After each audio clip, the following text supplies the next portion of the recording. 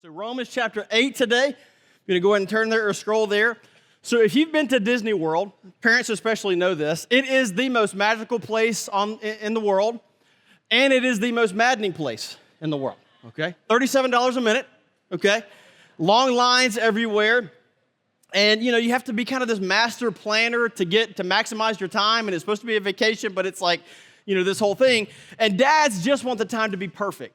The way that dads have fun at Disney World is if the family has fun. So, maybe throw in a thank you, okay? Maybe don't complain the whole time. I think maybe I needed that more than y'all did. But one time, we were at Disney World, and there was a family right in front of us talking, okay? And they're kind of walking around. So dad, mom, two teenagers. The dad was fully equipped with his all-white New Balances, okay? And we heard them go, so the dad goes, hey, he's all excited. He's so proud to have his family at Disney World. He goes, hey, why don't we go eat at that restaurant? And the teenage son goes, Dad, you have to have a reservation to eat there. And the dad whips around and goes, how about you not talk for a while, Stan? Okay? It's like, so it wasn't exactly what they planned. Okay, it was supposed to be this great vacation, ended up being kind of a stressful time, and our lives can kind of be that way, right? You can't do anything else right now, so you might as well listen to me, all right? Our lives can be that way, okay? I had this plan, how am I here? How did I end up here? Why am I not over there? Why am I still not where I thought I would be? Why am I still broke and tired and stressed and alone? And what the Apostle Paul wants us to do today in Romans 8 is to zoom out, okay, for us to get some perspective. Okay? Nothing lifts my soul like getting an eternal perspective. Yes, the bills start coming and they don't stop coming. Yes, that tense or painful situation in your life may not be reconciled or solved by the end of the sermon, okay? But the God of the universe is promising you a future that you can't even imagine. He's promised you future glory that we can't even comprehend. And he's even going to tell us today that he helps us in our weakness and is praying for you right now. We get so caught up in the dailiness of life. Your car needs an oil change. That extension on your overdue taxes is up. You have a project and a paper and an exam tomorrow. Your fridge is empty. Your lawn needs mowing. So let's take a breath today and let's zoom out. Look at Romans 8, 18 to 30. For I consider that the sufferings of this present time are not worth comparing with the glory that is to be revealed to us. For the creation waits with eager longing for the revealing of the sons of God. For the creation was subjected to futility, not willingly, but because of him who subjected it, in hope that the creation itself will be set free from its bondage to corruption and obtain the freedom of the glory of the children of God. For we know that the whole creation has been groaning together in the pains of childbirth until now. And not only the creation, but we ourselves who have the first fruits of the Spirit groan inwardly as we wait eagerly for adoption as sons, the redemption of our bodies. Verse 24, for in this we hope we were saved. Now, hope that is seen is not hope. For who hopes for what he sees? But if we hope for what we do not see, we wait for it with patience. Likewise, the Spirit of God helps us in our weakness. For we do not know what to pray for as we ought, but the Spirit himself intercedes for us with groanings too deep for words. And he who searches hearts knows what is the mind of the Spirit, because the Spirit intercedes for the saints, that's us, according to the will of God. And we know that for those who love God, all things work together for good, for those who are called according to his purpose. For those whom he foreknew, he also predestined to be conformed to the image of his Son, in order that he might be the firstborn among many brothers. And those whom he predestined, he also called. Those whom he called, he also justified. And those whom he justified, he also glorified. The grass withers, the flower fades, but the word of our God will stand forever. The sufferings of this present time aren't even worth comparing to the glory that's going to be revealed. So our first application point, our first point in the text today is we're going to zoom out from our sufferings to get an eternal perspective. That's what we're going to do this morning. We're going to zoom out. We're going to have that eternal perspective. Now, of course, the Bible is not minimizing your pain. The Bible is not dismissing your circumstances. It's trying to give you a new perspective. Yes, what's happening in your life, it may be life-altering. It may hurt today and it may hurt in 10 years, but what you're feeling there, okay, that tragedy, that pain, that sorrow, it will end. There will be a day with no more tears, no more pain, a day when he will wipe away every tear from our eyes. and death shall be no more.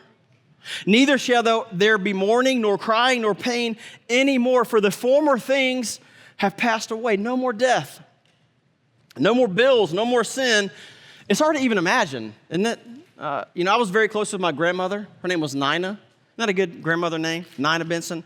And, she died when I was about 30. And we talk, I think, every day of my life. We're pretty close to it. And I miss her, I miss seeing her, miss talking to her. Some of you, you've lost spouses, You've lost children. All of us have faced, terrible circumstances in our lives. Some of you have faced so many terrible circumstances you don't even want to answer the phone for fear of it's another issue of bad news coming your way. And it's hard to even picture what it's going to be like without even the threat of loss, without even the possibility of sickness, sadness, disease, sin. But that day is coming. At the soul level, you've always been longing for that day. We've kind of even if humanity can't put their finger on it, we know it's out there somewhere. And you're longing for a day that's all over the pages of Scripture, a day for which we hope when Jesus returns and God makes all things new. A day when the wolf shall dwell with the lamb, the leopard shall lie down with the young goat, and the calf and the lion and the fatted calf together, and the little child shall lead them. The cow and the bear shall graze peacefully. Their young shall lie down together. The lion shall eat straw like the ox. The nursing child shall play over the hole of the cobra. Utter and complete peace. No threats, no enemies, no pain, no drama, no fear of the future, no regret of the past. Utter and complete joy. And while the pain of this life can be so overwhelming at times, our God has a plan. And his plans always come to fruition.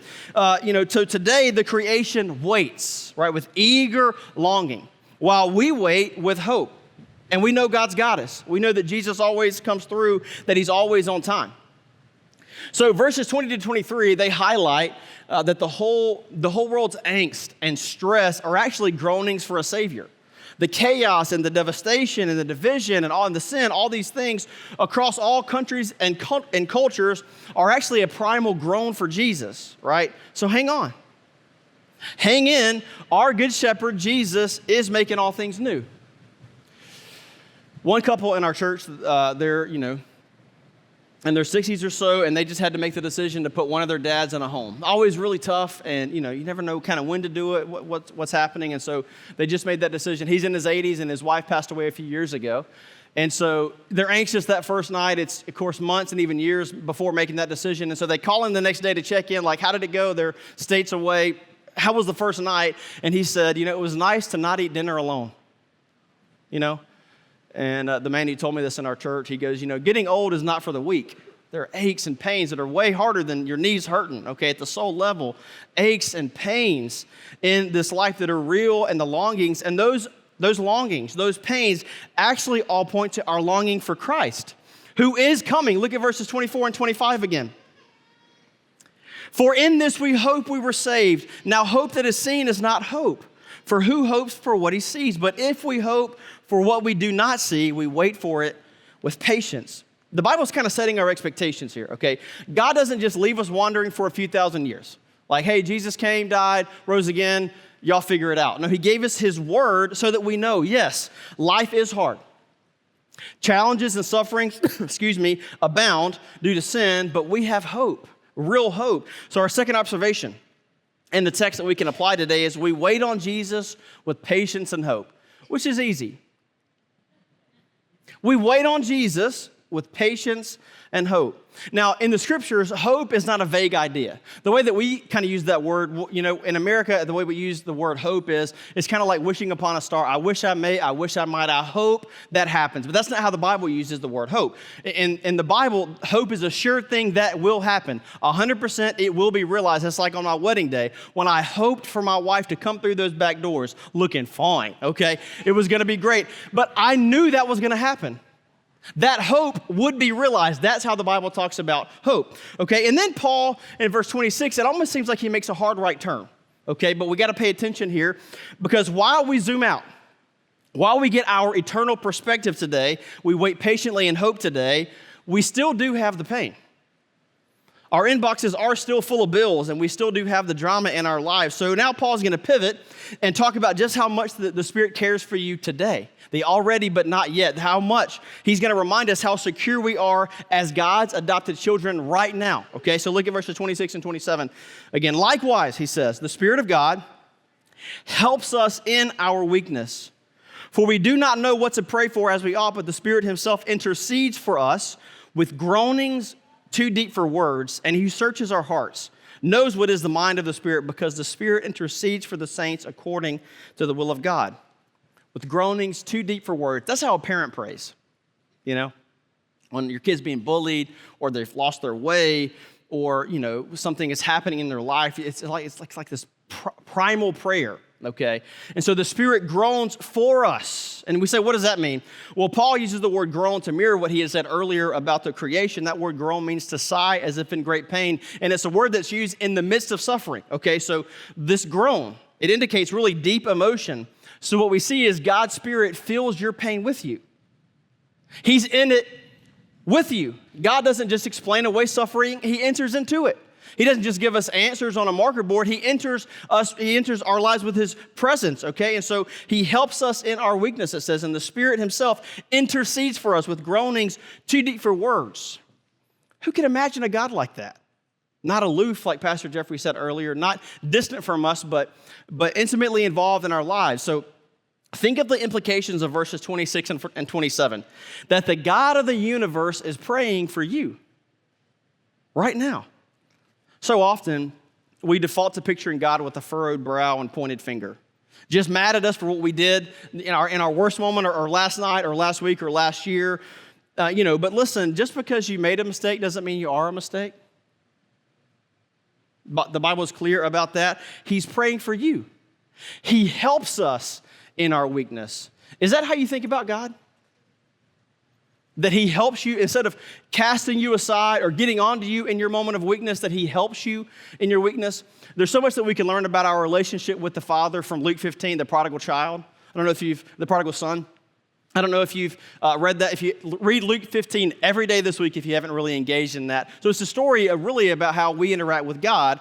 And so the father has two sons in Luke 15, and the younger brother is like, you know what? I don't need all this. Dad, I want my inheritance right now. And the dad grants it. It's the most deeply God bless you, the most deeply disrespectful thing that someone could do in that culture, he does, okay? And so the dad grants it. So the son gets his inheritance. He goes off to Vegas. He blows all of it, okay? And he really messes up. I mean, the guy really, really messes up. And then, the son is like in the bottom of the bottom. He's eating with pigs, which in that culture is the worst thing that could actually happen. And he's got nowhere else to turn. So then the son decides to go home, and he does. And when the prodigal son turns onto the road where his dad's estate is, turns out the dad's been looking for him every day. And the dad sees his son coming, and he runs toward his son, smiling ear to ear, and throws a party that his boy is home. That's God's posture toward you. Not furrowed brow, I can't believe you turned out like this, but instead, welcome home. I love you. Let's throw a party. Enter into my presence. That's God's posture toward you. Your pain is real, and Jesus feels it. And his Spirit groans even more deeply than you do about the things in your life. And the Spirit prays according to the will of God. He prays the will of God perfectly over you, that God's good purpose will be accomplished in our lives. Church, that assurance that he is praying for you is something that we can rest in. I heard one pastor who would say, so somebody would come and say, hey, can you pray for me? And he would go, yes, absolutely. But so I'm going to pray for you now. But more importantly, right now, Jesus is praying for you. Right now. Another author said, if I could hear Christ praying for me in the next room, I would not fear a million enemies. Yet distance makes no difference. He is praying for me. We sometimes find ourselves wanting to pray but not even knowing what to say. That happens a lot in my life, maybe facing a deep personal loss or wanting to make a huge decision or facing the consequences of things that I've done in my own weakness, and you don't even know what to pray. Even then, the scripture says the Spirit intercedes for us. In the moment of pain, in your season of doubt, when you're filled with shame and regret, the Spirit becomes closer to you and prays for you, is praying for you. And now we love Romans 8:28, don't we? We love that verse. And we know that for those who are called according, and we know that those who love God and all things work together for good, for those who are called according to his purpose. We love that verse because we read it like this. If I just keep coming to church, God's going to do what I want. If I'll just keep praying, eventually God's going to pay off my credit cards and all the stuff that I want to happen because all things work out together for good, you know. We all expect our Disney swirl to come. If you've watched any Disney movies, you've seen the Disney swirl. One time I enacted the Disney swirl up here, but Courtney Fox has a video of it and she sends it to people, which is akin to bullying, to be honest with you. But so I'm not going to do it, okay? But Ariel, so, you know, okay. So in every Disney movie, you know, usually their parent dies, and then they go through all these tragedies, and then everything works out. Ariel gets her legs. Moana finds the heart of Tafiki. I've seen it 50 times, I should know, okay?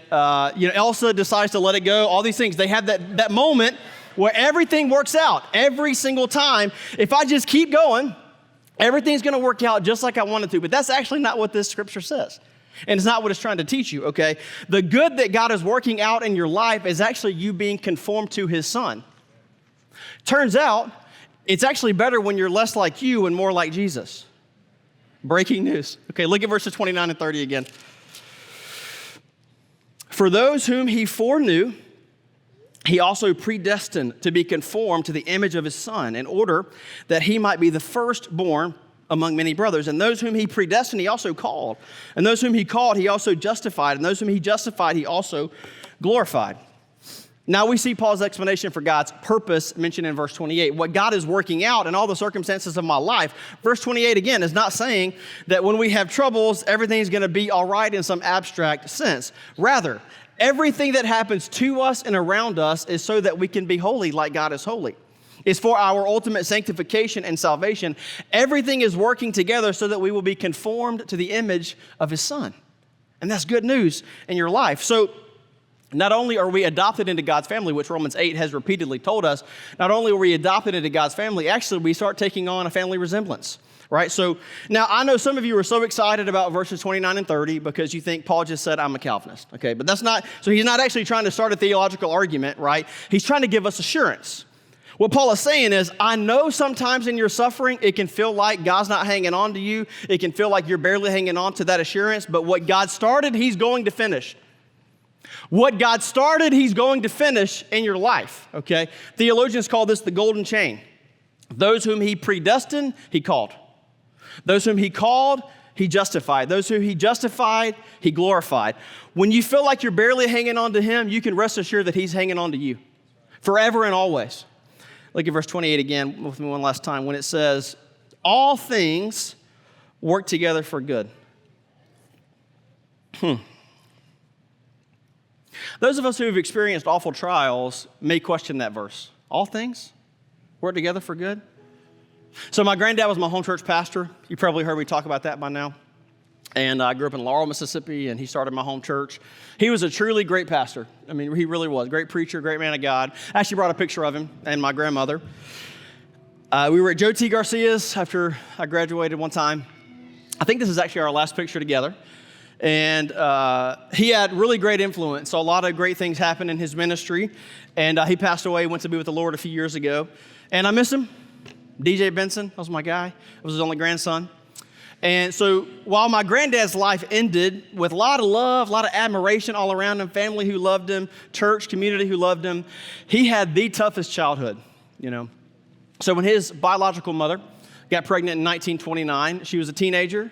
And so her mom hid her away for 9 long months so that nobody in the community would know that she had gotten pregnant. And so after 9 long months, he was born, and for most that's a joyous occasion, but for my granddad, so they put him in a shoebox out in the field to die that night. And so later that night, we think, some neighbors, they thought they heard a baby crying out somewhere, and so they kind of moved toward the noise, and sure enough, they found a shoebox, uncovered it, and he's covered with ants, screaming, hungry, and so they take him into the house, they give him some milk, and they take him to an orphanage the next day. And so my granddad grew up as an orphan in foster care before any sort of foster care system was really in place, and I never knew most details of his story, because every time he would try to talk about his childhood, when we were growing up, he would just, in fact, the only times I saw him cry were when he would talk about his childhood and when my grandmother died. So he just couldn't really talk about it. But we knew that he wrote down his story because a publisher had asked him to write his autobiography. So we knew he had actually written a book about it. But the story we always kind of heard was it was so hard for him to talk about it that he and my grandmother decided, let's put the past behind us and let's move on. So we thought they discarded every copy. And so the day after he died, my mom, his daughter, she was at the house, getting mementos and pictures for the funeral like you do. And in the back closet, at the back of a closet, she pulled out a manuscript of his autobiography, the last copy. And so the day after my granddad died, I got to read his story, finally.